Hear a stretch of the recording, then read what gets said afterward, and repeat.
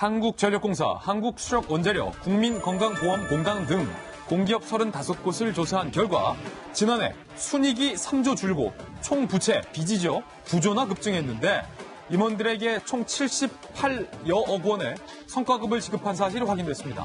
탈원전 정책과 문재인 케어, 비정규직의 정규직 전환, 방만한 공기업 경영 등으로 순이익은 줄고 부채가 급증했는데 경영 잘했다라며 임원 한 명당 평균 4,930여만 원에 달하는 성과급을 준 것. 7개 공기업은 부채 비율이 100%를 넘고 적자까지 냈는데도 성과급 잔치를 벌였다. 야, 이 같은 성과급 잔치는 사회적 책임 점수 평가를 19점에서 30점으로 늘리고 일반 경영관리 항목의 배점을 31점에서 25점으로 줄여서 가능했습니다. 이에 되려 수익성 지표가 개선된 한국마사회와 한전 KPS의 임원들은 전체 경영평가에서 D등급을 받아서 성과급을 한 푼도 받지 못했는데 이분들은 오히려 수익을 낮게 만든 분들인데 성과급 안 줬다. 야당에서는 문재인 정부 들어서 경영이 악화된 공기업까지 높은 평가를 받아 성과급을 지급한 건 명백한 모럴 해저드라며 비판의 목소리가 나오고 있는 상황입니다. 다 국민들 세금 들어가는 기업들인데 박정화 대변인 또 청와대 계셔보셨지만 아니, 성과급 주는 거 좋다 이거예요. 그런데 한전, 한국수력원자력, 국민건강보험공단 부채가 10조 가까이 증가했는데 거기다 대고 한 명당 5천만 원 성과급 줍니까?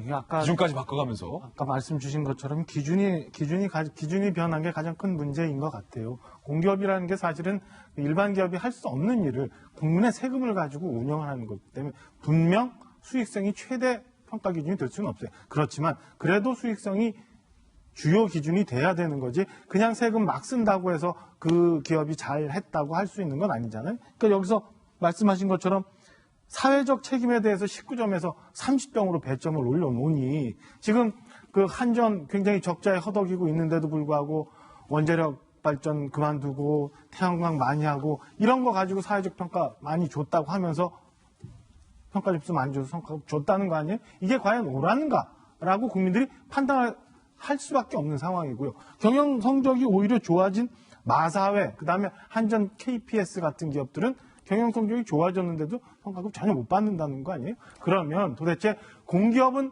뭘 위해서 운영이 되어야 되는지에 대해서 근본적으로 다시 생각해야 될 부분인데 여전히 평가라는 기준을 가지고 성과급 주겠다는 걸 가지고 일부 잘못된 정책을 쫓아가는 공기업에 대해서만 이런 후한 평가를 주는 것, 국민들 세금이 정말 아까워서라도 다시 한번 조정이 돼야 될 부분이라고 생각합니다. 예, 특히 지금 나라빚 많다라는 얘기 많이 나오고 있는데 공기업들의 이런 부채들도 사실은 국민들에게 결국 부담으로 돌아갈 수밖에 없는데 성과급 준 기준이 혹여 김영주 의원님, 청와대가 추진하는 탈원전 정책, 청와대가 추진하는 문재인 케어, 비정규직의 정규직 전환, 말 잘 듣는 공기업들은 그래 잘했어 라고 돈 주고 말 안 듣는 마사회나 한전 KPS 같은 그룹들은 경영 성과가 나아졌어도 돈 안 주고 약간 그런 수단이 되지 않을까 걱정돼요. 사실 만약 그렇게 된다면 상당히 큰 문제죠. 사실은 이 정부가 오히려 큰 공공개혁을 해서 말하자면 그 경쟁력이 없는 공공기관들을 훨씬 더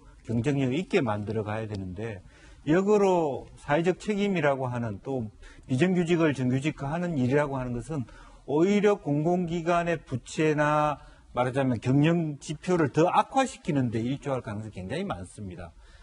사회주의 경제학자 고르나이가 이런 얘기를 했거든요. 결핍의 경제학이다. 결핍의 경제다. 우리가 성장하는 동력보다 말하자면 사회적 책임이라든지 지불하는 비용이 낮으면 그거 자체가 점차 성장 동력을 떨어뜨려서 결과적으로 망하는 지름길이다 이런 얘기를 했기 때문에 지금 우리가 그렇게 돈잔치할 때가 전혀 아니다라는 생각을 가질 필요가 있겠습니다. 예.